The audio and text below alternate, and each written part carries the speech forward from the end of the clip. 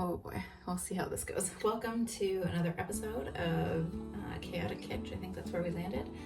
I'm gonna start preheating my oven already because we're running behind. We're going with 425. This might be a bit of a triggering image for you if you are not a meat eater or not used to raw meat.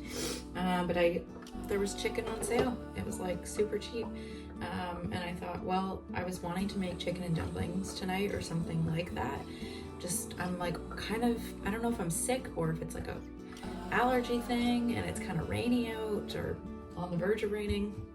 So I thought that's a perfect meal. And then I was just gonna buy bits of chicken that I would cook. And then I saw the chicken and I thought, well, I guess this is what we're doing. So anyhow, we got our lovely bird here. Now I don't have string to truss it with, or I don't know. I don't have the kind that I feel like is food safe. Definitely not using blue string like what's her face? Bridget Jones. But anyhow, I saw a thing where you can so you basically, this is kind of gross and I don't know, maybe this is a bit aggressive for my channel. We'll see if this lands or not. You basically take that little extra skin out of the cavity and poke a hole on both sides, from what I understand. And then you can just kind of like tuck, you can just kind of tuck the legs. This is so loud, I don't know. Pull the legs through. That was just my Bluetooth speaker. Cool, love that that's gonna be in the video. Okay. This is a real okay. Ooh, I don't know. Should I keep this in? This is kind of gross, but you know what? We're learning together. Okay, that's pretty cute. So I'm gonna take, and don't worry, I will thoroughly wash this cutting board before we move on to the next part. But basically, I want to take that and I'm gonna pop it into a cast iron pan or whatever thing you like. And you want to just make sure that your wings are kind of tucked under. I'm gonna get my fingers a little rinsey rinse. Okay, washed with soap, not just a rinse. Oh, that's what I should have bought more of, olive oil. Okay, well, whatever. Okay, so I just want to do like a light, not too much. It's gonna have its own fat, so I think it should be okay. I've got my oven set to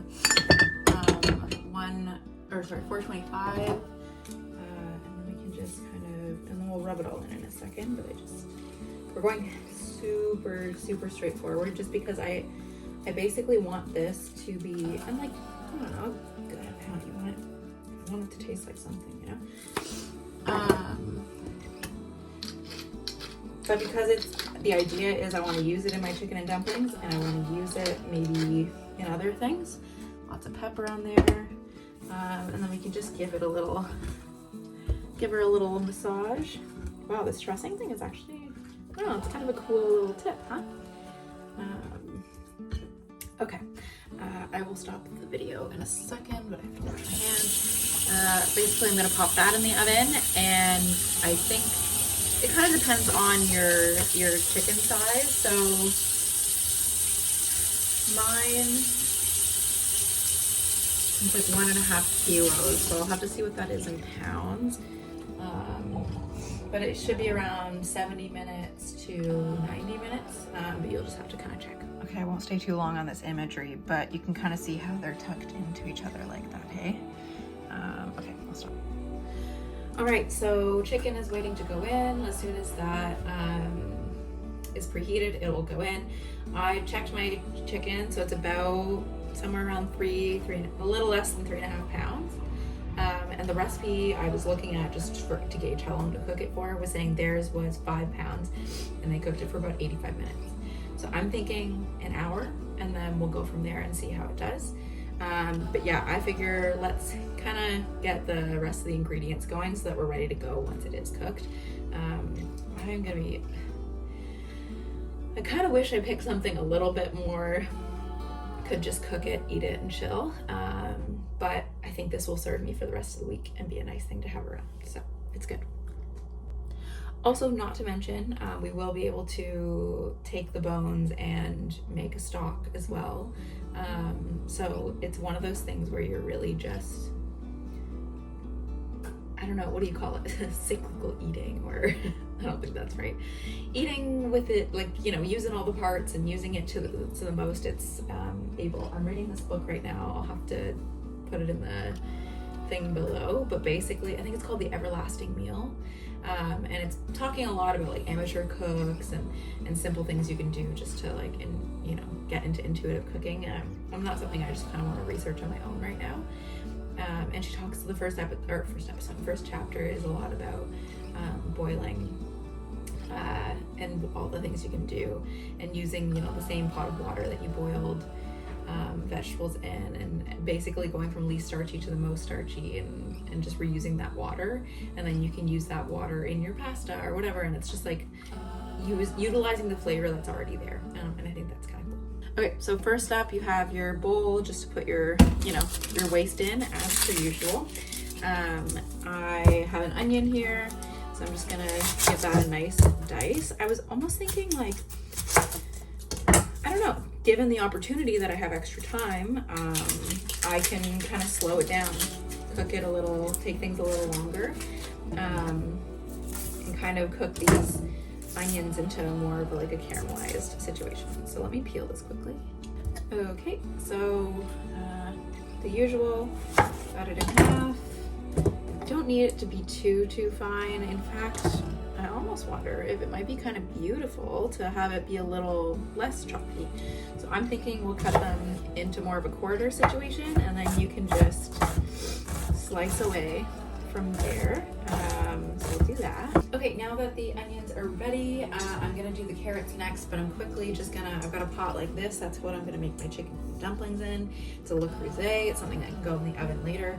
I think chicken dumplings goes in the oven for a bit, or maybe you just put the lid on. Either way, you're ready to rock. I'm gonna put it on a ring that can handle the low and slow situation. So we're gonna just heat that up, and we'll put a little bit of whatever cooking oil you like. I don't know, I just like this omega oil. It's pretty good. It's not too expensive.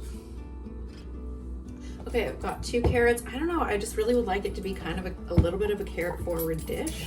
But that's kind of up to you, what you're feeling. I think I'm gonna put some peas in there as well. I have some celery. So just peel those guys up. Okay, for carrots, I'm kind of thinking, okay, we can cut it in half. Cut it in half. Cut it in half. Ran out of, oh, that's not a good angle. Ran out of storage real quick. So basically I ended up just doing some kind of slivery pieces like this.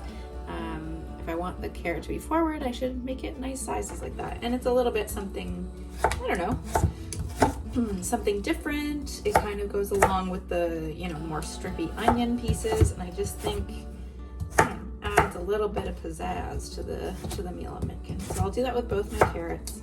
And I'll see you in a second. Okay, I think my pot is almost ready here, so I'm just gonna get the onions going. Oh, no, it's good. Okay, I was like, maybe I lied to you. It's gonna be a light sizzle because I'm doing it a little bit lower. I'm also looking at the amount of carrots and I'm thinking it might be too much for this pot, but you know what? We'll see what happens. I don't know, maybe it is. Okay, I might use a little bit less, and that's okay. Then I've got some pre-cut carrots for another meal later in the week. I'll just put them in a good sealed container, and that's all good. Don't need to stress, don't need to worry. It's just how it goes. Okay, so we've got a little, like a good wooden spoon stitch. Get those kind of cooking down, and then I've got 1.5 things of celery. Giving it a good rinse. Okay, I've trimmed off the ends. Oh, this smells like some really good fresh celery. I know a lot of people aren't big fans of celery, but I like it. And this we can just do, I don't know, sort of fine, sort of chunky. I don't know. all of this is completely up to you. What do you like? What brings you joy when you eat? What tastes good to you? What's gonna make you wanna eat it? Or whoever you're serving it to, how are they gonna enjoy it? As a kid, I probably would, I don't know, I'm interested to think about as a kid would I have liked the things that I make now, because I was, believe it or not, very, very picky. Okay, so that's just about good there. And give you a little bit of a sense what I've done.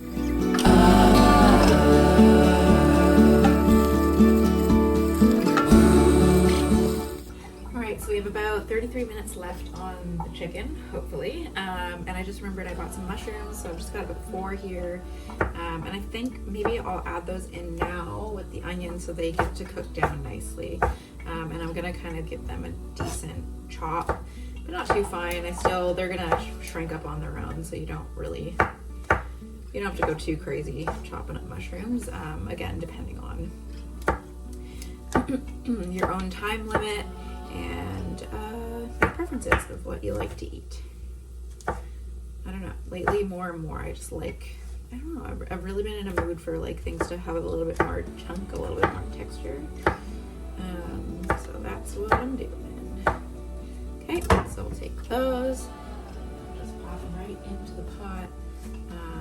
I'm holding off on the carrots and celery because those will cook up pretty quickly, but I'll do those soon as well.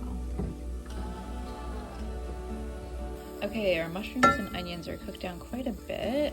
I think that's probably a good spot to start adding in our celery and carrots. I don't know, I might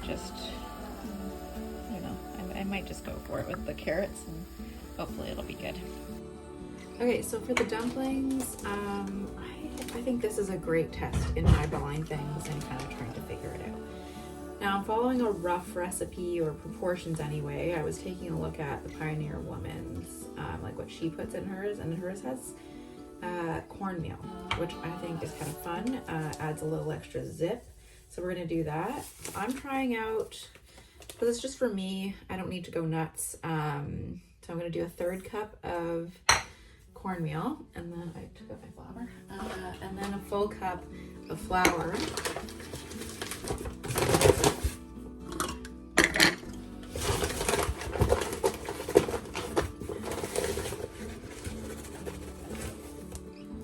Okay, this is definitely too small of a bowl. I don't know why I'm going with all the smallest things I can.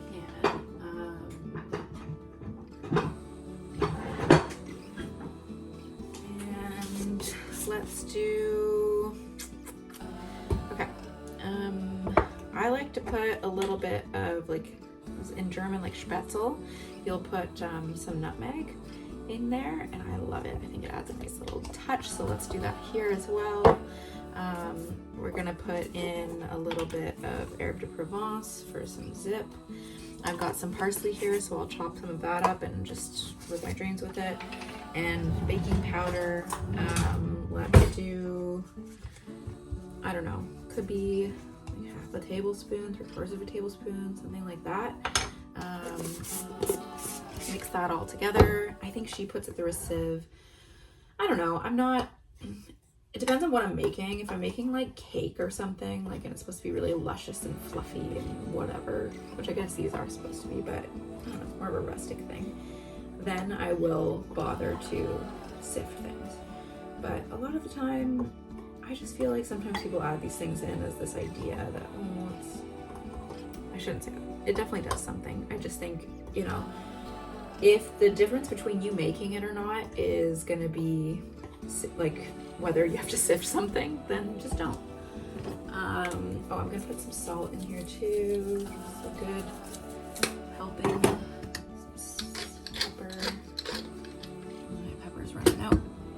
Okay, and she uses 1/2 and 1/2. I only have whipping cream, so we're gonna use that. But she also says that in her recipe, she also says you can just use regular, like full fat milk. So let's try, I'm gonna try 1/3 of a cup and see how that kind of comes together. and see how I'm just kind of using this as a loose guide and learning to trust myself in making it. But I'm going to chop some parsley really quick so I can add that in. You can see my parsley. I'm just going to slide that in there. And now something I want you to also remember while you're making this is that you and I probably have different humidities at home, different dryness in our flour, different heat, different coolness, whatever. So what works for me might not work for you. So I'm just going to kind of keep on adding until it reaches a doughy-like consistency. And I'll show you what that looks like in a second. Okay, this is kind of where I landed. It looks kind of biscuity to me, and that feels right. I mean, the steam from the actual chickeny part, I think will really moisturize them and cook them up really nice. So hopefully that'll be good. But yeah, this is your kind of, I don't know, we're testing out a recipe to see how it goes. Okay, it's been an hour. It's time to check our chicken. She's looking pretty dang cute. Oh my gosh. Wow. So let's see. I don't know why this chicken is like all ass, you know? Can relate, but like it's just we're looking for the thigh or the kind of thickest part, and you just want to make sure it goes up to 165. And wow, okay. I like to check a couple spots just to make sure I'm not being apparently my chicken is perfect. No question about it. I'll take a little picture of it for you in a second. So good. Beauty. Okay, look at her. So crunchy, and we can see how the trussing, it's kind of creepy like that, but it worked. If you can see what I mean. Just got lots going on. Okay, so I'm gonna try and let her rest for about 15 minutes. But what I can do is take her out and put her on my cutting board, and there's all that goodness and fat down there that I think I can use to really juice up this recipe. See, look at all that juicy goodness. Okay, so now we can kind of start bringing everything all together. I actually wonder, I might bring you over my stove and risk it all so that you can see what I'm all doing. But let me take off the lid here and see where we're at. Oh yeah, beautiful vegetables. Oh my gosh. Okay. So I don't have any chicken stock yet, which I will be making after. I think I'm probably gonna do tomorrow though, because I'm so tired. This is actually coming together a little quicker than I thought, but so I'm gonna give everything a stir. Perfect. And then I'd like to kind of season everything first. So a little salt. Oh yes, I was gonna bring you over here. Okay, give me a second. Actually, you know what? Can we do this without causing a catastrophe? Got just broth. Oh, hello, we're cooking. Okay, so we put a bunch of salt in there. Don't go too nuts because, you know, we'll have the stock I've made is the better than bouillon, which I love. So I've just mixed that up quickly. Let me bring all my ingredients over here. All right, let's do this. So we've got herb de Provence, just liberal. Marjoram, why not? I think that might even be in herb de Provence, but a little extra, never hurt anybody. The Pioneer woman, I can't remember her name. She puts turmeric in hers, so we're gonna give it a go. Gives it a little earthiness, a little niceness. Why not? And then we have some smoked paprika. Be careful, but also enjoy. So that's good. We've got some flavors kind of developing. Try not to put it all on the spoon, like I did. That's really nice. Okay, so another hack tip, I don't know, I go through spoons like it's going out of style, and I could probably buy some more. I bought a bunch of nice-ish random spoons at like Valley Village or secondhand stores, and they're just great to have in a little thing right on hand, ready to go for you to cook with and use. So don't touch your handle of your pan, otherwise you will be screaming. But just to kind of tilt it a little bit, and I just want to add some of this fat to make sure that we're getting that chickeny flavor. Now, try not to spill it all over everywhere. Okay, 1 second. Okay, 1 second. Okay, so you can add kind of however much of that liquid as you'd like. I honestly am calling this liquid gold because it is just like, that's just like so much flavor right there, and it keeps going around the ring. And you might as well use it rather than letting it go to waste. Now, if you had lots of time and you were invested in having a real cooking day, I would say roast your chicken. Let it sit. Take off all the meat. And then you can literally spend, I don't know, 2, 4 hours, 12 hours, whatever you like, making a stock.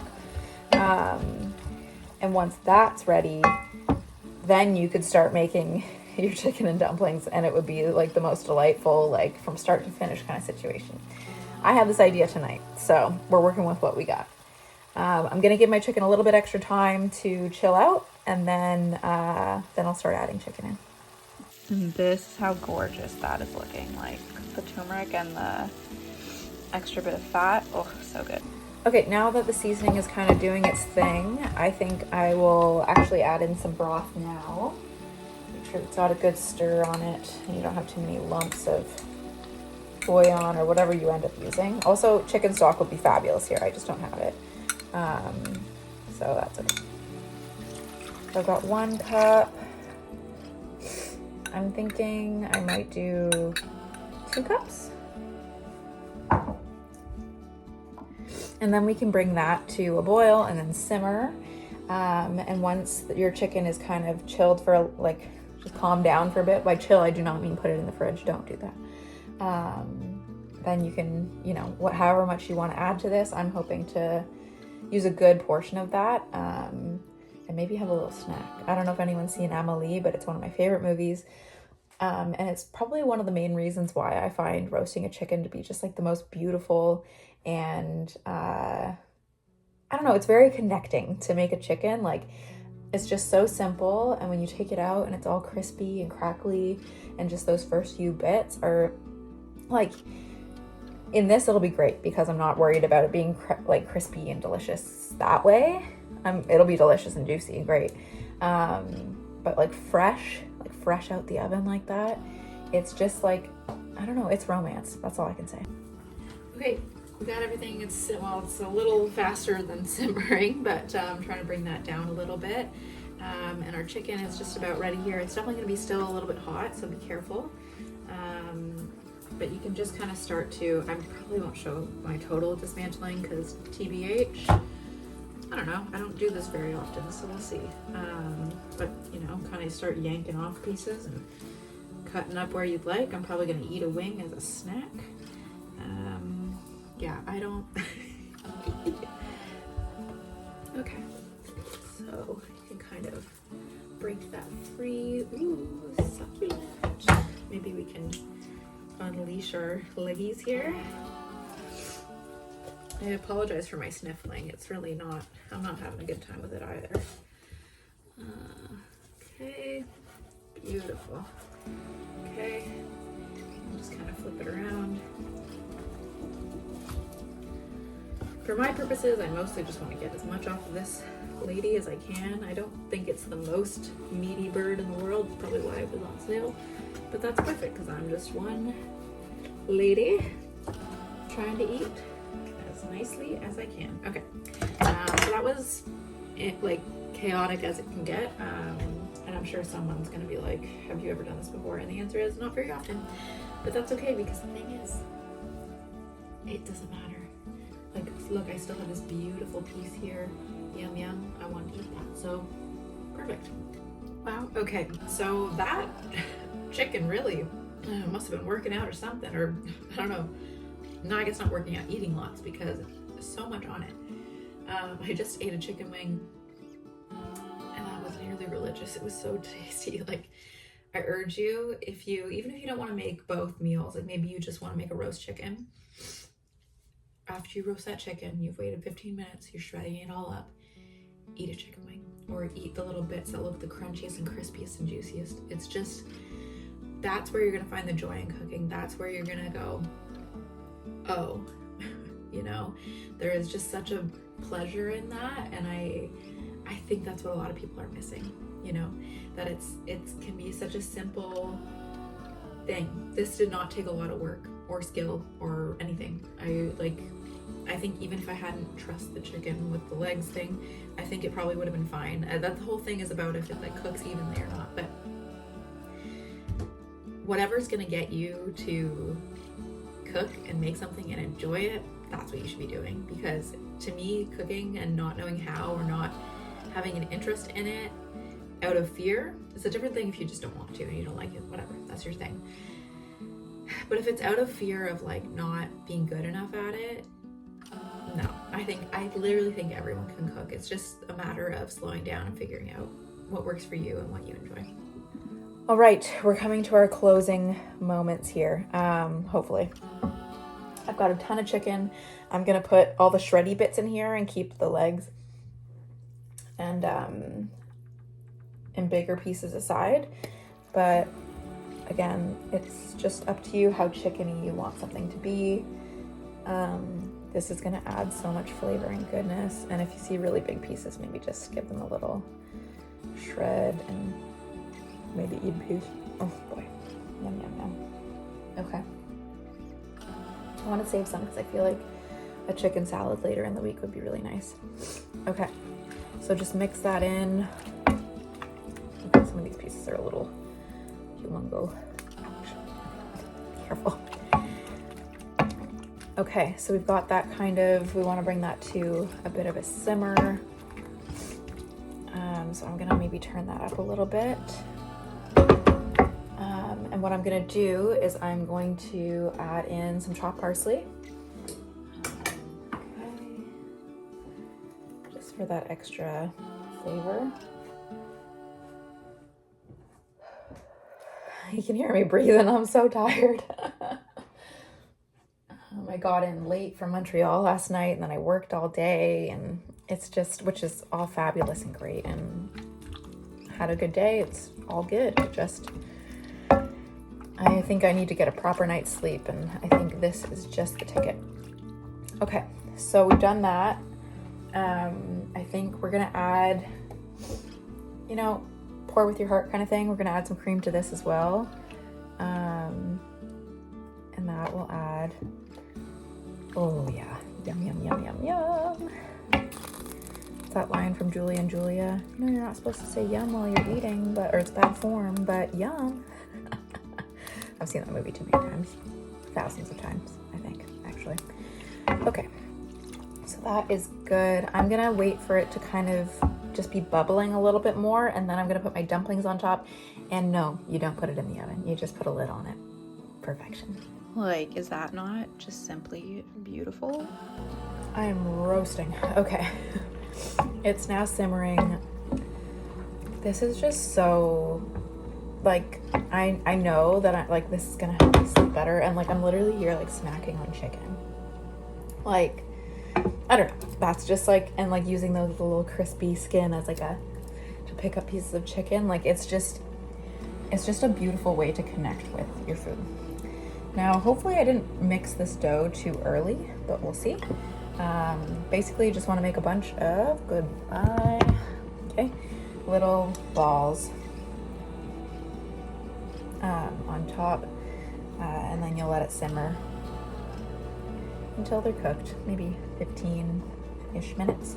That's what I'm semi-following her recipe just for inspiration to do this. This is just kind of something that came to my mind on my way home, and I was just really craving some kind of chicken or something, and I can't believe the chicken were on sale. If you're in, I don't know if all of Ontario, but at least Canada or Toronto, No Frills has chickens on sale.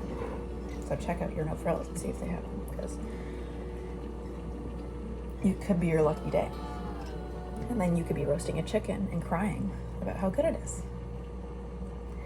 So we're just gonna keep doing that. I don't know if it's even worth watching me do this because you can't see inside my pot, but I'll show inside of it once it's done. Okay, so this is before cooking, and then we'll just, let me see if I can possibly get my lid. Okay. Good night. Chicken leftovers, yum, yum, yum. Okay, we're down to our final minutes here. I know this is a bit disgusting to look at, but there's our carcass. We can use that, and I added in the extra juices. We got tons of extra chicken here we didn't use.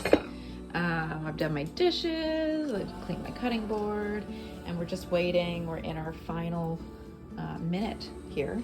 And then, sorry, my stove's a little dirty, but yeah, it's pretty, oh God, this is kind of turning out to be a little bit of a gross video, and you're seeing my whole kitchen. Okay. Anyhow, I'm sweating a lot. But yeah, no, it's honestly a great, like, in some ways to do them in tandem like that, where you have time to make the actual recipe, as well as clean up in between, prep, you know, now I've got my chicken all ready to go for whatever else I'm gonna make this week. The carcass I'm gonna make a stock with tomorrow. Sorry, I always mix up stock and broth. And yeah, honestly, this one chicken is going a long way, which is really nice. Here we go. Ooh, that looks so nice. Like, that's perfect. Okay. Okay, now that it's ready, it's pretty easy and straightforward from here. I've chopped up some extra parsley to put on top as a garnish. And you kind of just decide however much, oh my gosh, you would like to eat. I probably won't go too nuts since it's already 10 p.m.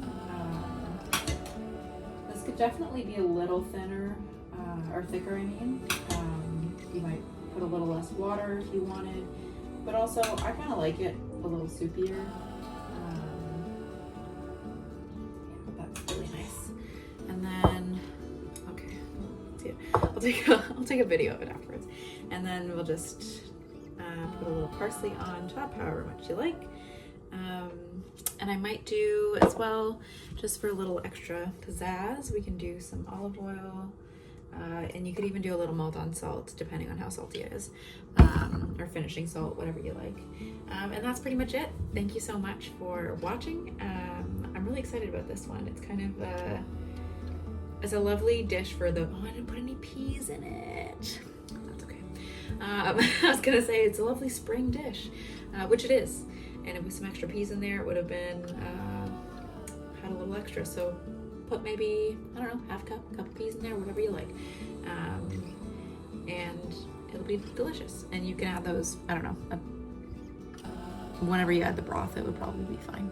Anyways, thank you so much. Bye.